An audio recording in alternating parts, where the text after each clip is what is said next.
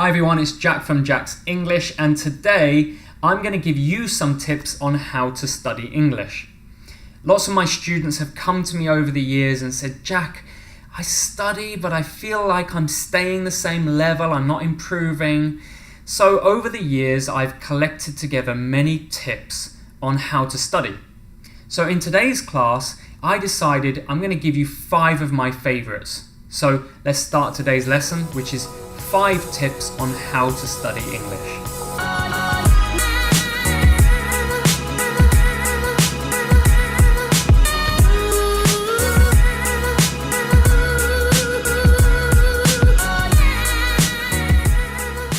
My first tip for today is to learn things in context.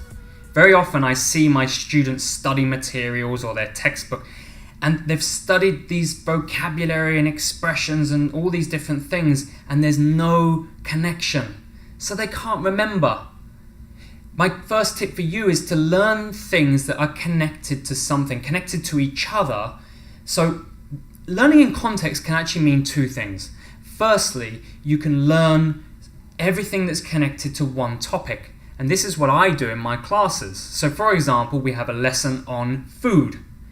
So we read a dialogue and we practice the dialogue together about food. We learn vocabulary from it, expressions, idioms, grammar. And then at the end of the class, the student has the same list of all these different things, but there's that connection, which is food. So it'll be much easier to remember later on.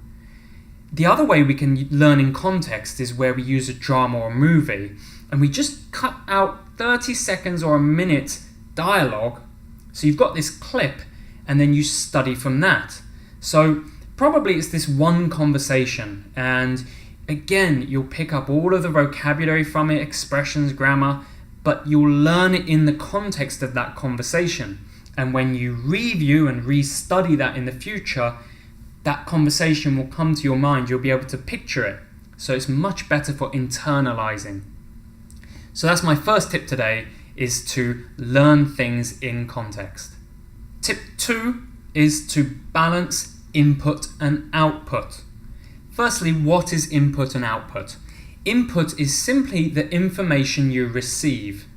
This is reading or listening. Output is the information you produce, speaking or writing. So it's very important that these are balanced. The problem I come across as a teacher, especially here in South Korea, is that a lot of students are keen to do input study. So they'll stay at home and they'll read and analyze text, and perhaps they'll listen to something, but they're not using output. The problem there is they've studied all these things and it's all in the head, but when it comes to a real conversation, they can't produce anything because they're not used to it. So you need to make sure that you are also getting your output practice as well. This could be real conversations with people, or it can just simply be speaking aloud at home. I'm going to give you some more tips in a moment for how to practice with input and output. But for now, tip number 2 is balance the both of them. My third tip today is to use material a level above yourself. Now, firstly, it's a bit difficult to know your own level, but hopefully you do. And if you don't, just use material that's a little bit out of your comfort zone. So use something that's a bit uncomfortable to study because it's quite difficult. That's very important, but I want to give you an extra tip, and this is something I used when I studied Korean. Listen to the radio. This is very, very hard. It's probably way above your level. It was for me, but by listening to the radio, firstly, it's always fresh content. You can't prepare for the radio, you can't study anything for the radio, you just got to listen and try hard to pick out words. The other great thing about the radio is that, as I said, it's way above our level.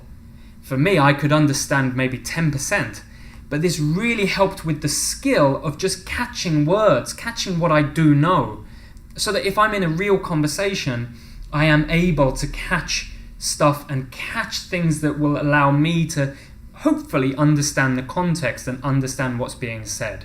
So my third tip today is study things that are a level above yourself for listening and reading, and listen to the radio. Try it. It will be very hard, but I think it will really benefit you. Tip number 4 is perhaps my favorite: solo conversations. So what are they? Solo conversations are simply speaking alone. But I want to give you some specific advice. At the end of every day, perhaps when you're driving home or you're taking a shower, you're sitting at home, give a verbal diary. A verbal diary is a diary of your day, but you speak it aloud. Talk about what did you do? Where did you go? Who did you meet? How did you feel? Talk about all these things about your day, every day, and this will be a fantastic way of improving your output study. We need to be producing language, as I mentioned before. We need to be actually saying it. So a verbal diary is a great way of practicing your English actually saying aloud. So my 4th tip today is solo conversations. My last tip today is perhaps the hardest to actually do. It's join a group. I know this is difficult for a lot of English language learners. Maybe there's not the opportunities available for you. So a lot of tips I give are for people that have to study alone, like the ones I've given in the first 4. But if you have the opportunity, please join a group. It could be a group with a teacher like I do here in Korea. It could be on Meetup, the application Meetup, and then you can meet other English language learners and practice together.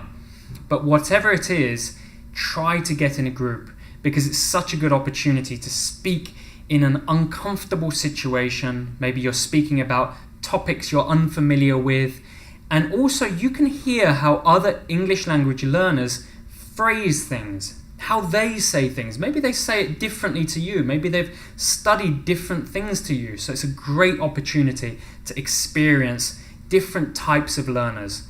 So my 5th tip today is, as I said, quite a hard one to actually do, but it's to join a group. So this concludes my lesson today. Not really a lesson, but giving you 5 tips on how to study English. There are so many tips available. You can find them on Google and YouTube. There's so many, it's quite overwhelming. But these 5 I think are a great start, and these are the 5 that I always advise to my students. So I hope you like these, and if you have any questions about them or if you have any comments, please let me know below and I'll respond. I'll be back very soon with more about time and Sherlock and grammar and all these different things. So I hope you have a great day and see you soon.